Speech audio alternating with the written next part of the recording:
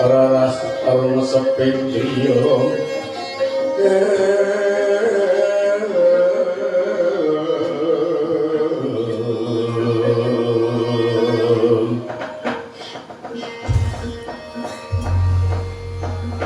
niwang sukmono ingkang nikum bawana langkih widatan ora kadang nyusul Dimas Setyaki Jumardung Darupara.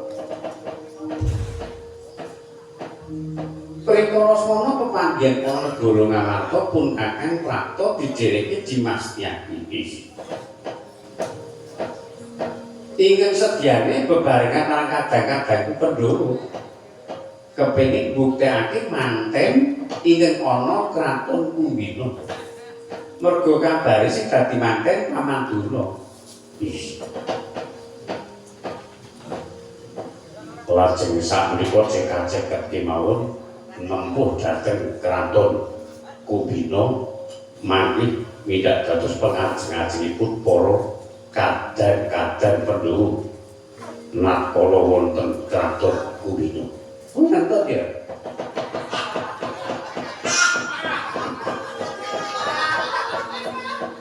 Namun sekedhik wong satriya ya ngentut sanggon-gon. Mah bunek yang rasa. Nuwun sewu. Kepolen le memangan.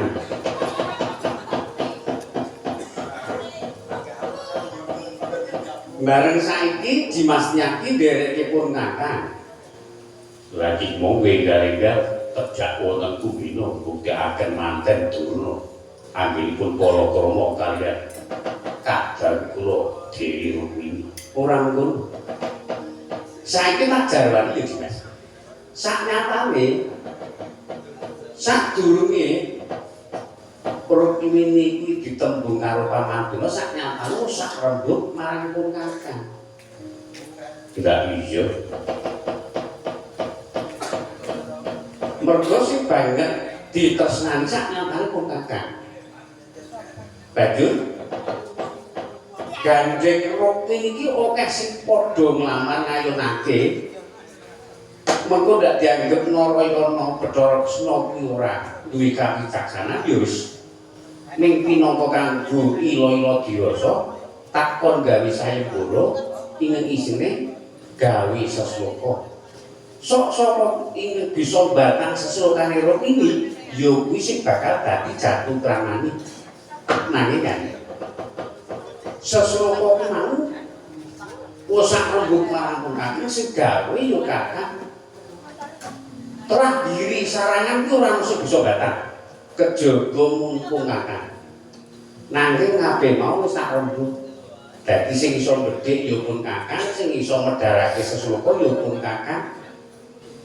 Mung isine kanggo sayembara bukae resahake supaya ben para ratu-ratu mancanegara anggone ngayunake mergo padha ra bisa pinter mbatang sesloka.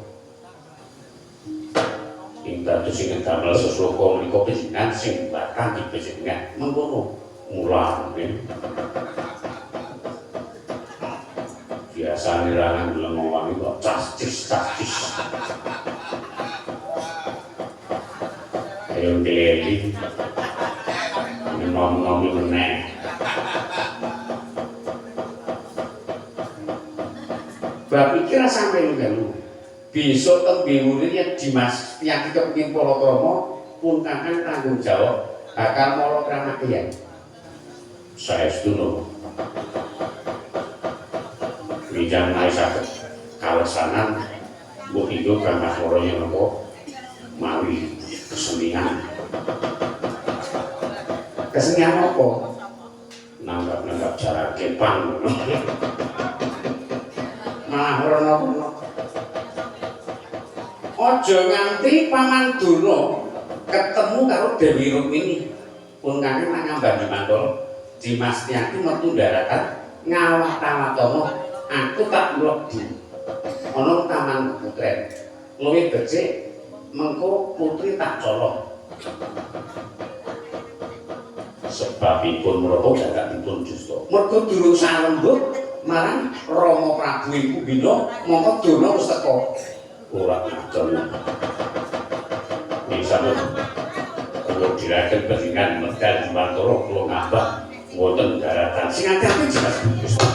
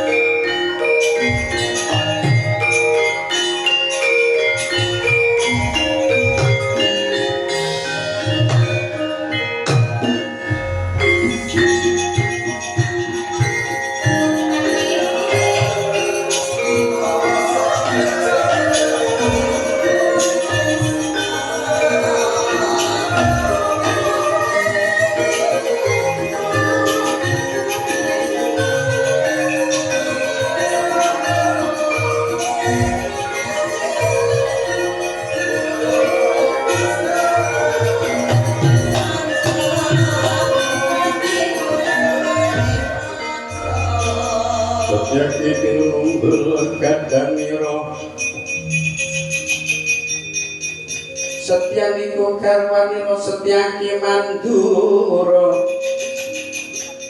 atmojo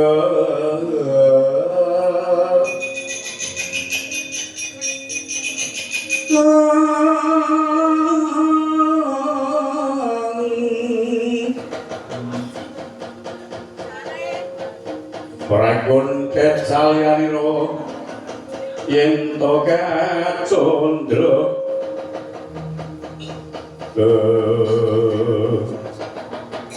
wah pak bareng atas padake sinabrak karo aku kok Setyaki Kepara Nyata Kakang Kartonan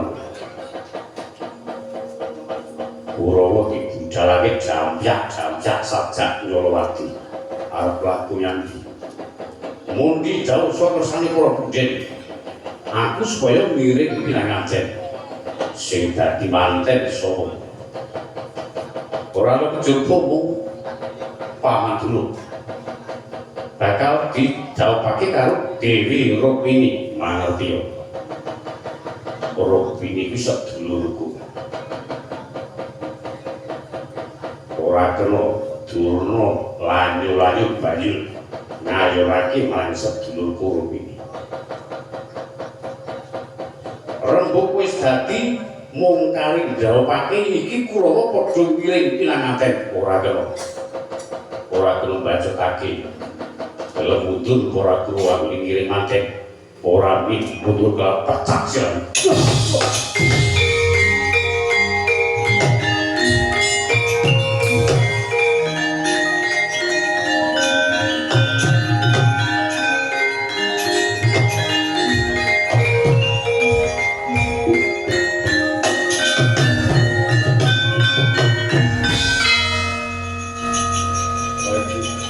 ngerti kok Mamat. Orang Kurawa ke pirang-pirang ada nentek iki. Jam-jam kok dadi mah. Ora sencaki ngamuk pungku. Ayo bener pancen rupane sedulu iso nyanyi. Nek di jodoh karo Kakak Duno ya mesti ya ora liya. Aduh, setiap kejengkelan, Pak. Tegelan. Wes kondak. Nek setiap iki kencang rada kendel to ya cengkeling. Iki kanca-kanca. Renjang-renjang mah. Mami jogeling wujud ya. Nyambut gawe ibu kok malah ting kedabil. Nah, ae tak rungokne aku dene myung ketemu kok imbal. Karang iyo. Ya serang apa sing penting do kompak mangkat dengan piye wani resenjan. Bantu keluar.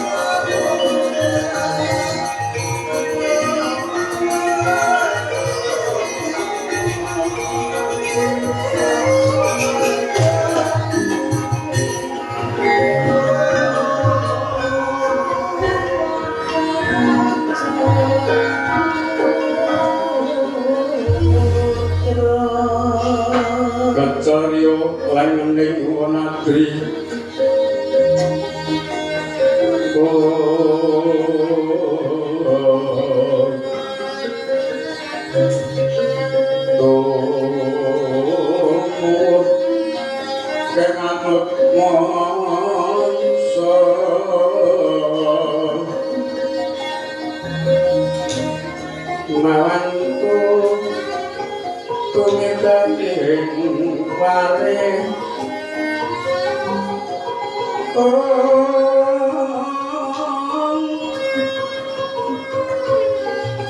megar kang sarwa pos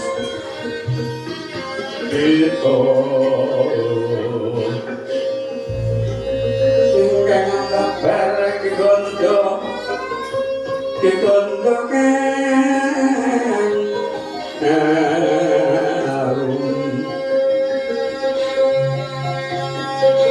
bermula kang manesut sawining kembang